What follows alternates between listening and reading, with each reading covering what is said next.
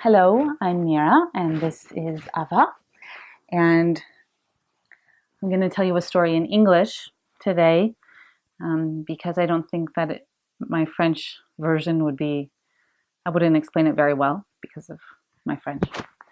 So anyway, here we go. So last weekend, we were on the train, and it was a long train ride, and when we got on, we got into a car on the train that was already at least 2/3 filled with English-speaking people. So this is a train in France. So English-speaking people, and I don't know exactly where they were from, and it doesn't matter because it's not where they're from exactly, that is not relevant to the story. So we were seated behind a family, and it was a mom and a dad and a teenage boy and girl. And the boy and girl had gone to the restaurant car to get something to eat.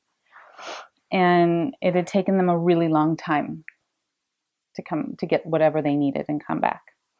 So when they came back, finally, they were going on and on about why it took them so long, and that the guy working the restaurant counter was super rude.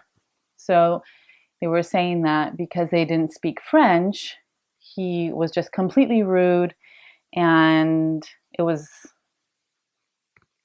just a bad experience for them. So they went on for a long time about how rude the guy was, how long it took them.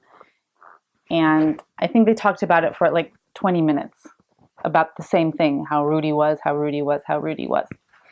And during the train ride, whenever someone in the group wanted to go get something from the restaurant car, they would all start joking like, it's going to take you a long time, and good luck because the guy's really rude, and all this kind of weird joking that isn't really funny, to me anyways.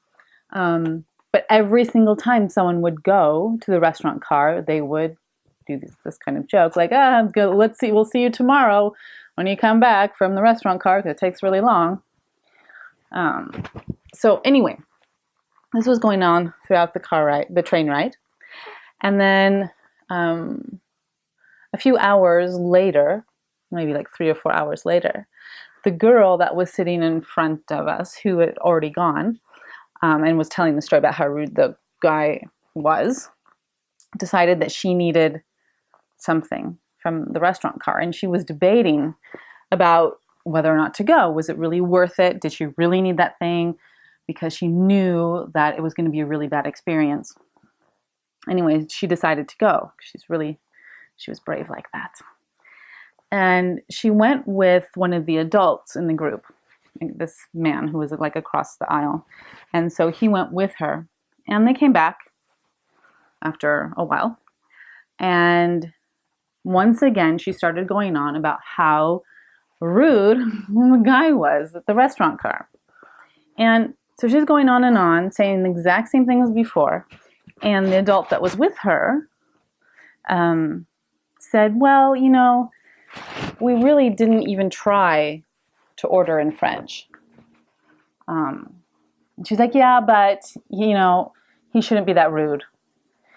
And he's like, and the adult guy said, yeah, well, we really didn't try. Like, we didn't even try anything in French. And she's like, well, yeah, but this is an international train, and he should speak English, and na. And then her mom was joking about how they didn't even prepare a single word of French before coming on their trip to France. But the girl was, she was still going on about how rude the guy was. And then the adult that was with her, he said, well, but we did take a long time ordering. And we didn't even look at the menu before ordering. So he said, we did order something, and he went to go heat it up. It took him 5 minutes. Then he came back thinking we were going to pay, and we ordered another thing. and that took him another 5 minutes, and we did that a few times. So it's kind of understandable that he would get annoyed. And the girl's like, no, no, no, no, no, no. Even so, he does not need to be rude like that. And the guy's like, well, it was kind of stressful because, you know, we kept adding things when we should have just ordered it all at once. Like if we had been prepared, you know, it would have been more practical for him. And while we're taking our time ordering all the stuff, he sees that his line is getting longer and longer and longer. So, you know, he's kind of stressed out. And the girl would not let it go. She's like, I work in a similar situation with customers, and I'm never rude. I'm never rude. I'm always polite.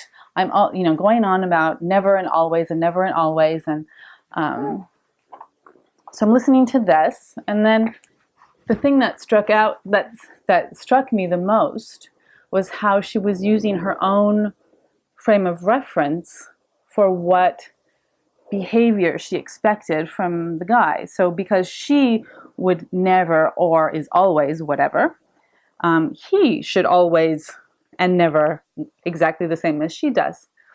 And I realized that using your own frame of reference to judge somebody's behavior as acceptable or not acceptable is it really doesn't make any sense at all, because it's your frame of reference. So I was thinking about in my life, if I do that, and I'm sure I do, to say that, well, this person should have done that thing because I would have, or he shouldn't have done that because I wouldn't have done that, or this behavior isn't acceptable because I would never do that. It doesn't really have a place in the situation, in the case of judging someone's behavior as acceptable or unacceptable, because the frame of reference is so different. So this guy who was working on a French train at the restaurant counter, who doesn't speak English, has probably nothing in common with this English-speaking teenager who's traveling to France, who speaks no French, with her. Like, they probably have nothing in common, except maybe that they deal with customers in some way. So why on earth would what she would do have any bearing on what he should do? And then that brings me to the thought of thinking about when we say that someone should do something or should not do something. Why do we say that? Why do we think that we have that position to say what someone should or should not do? It's interesting.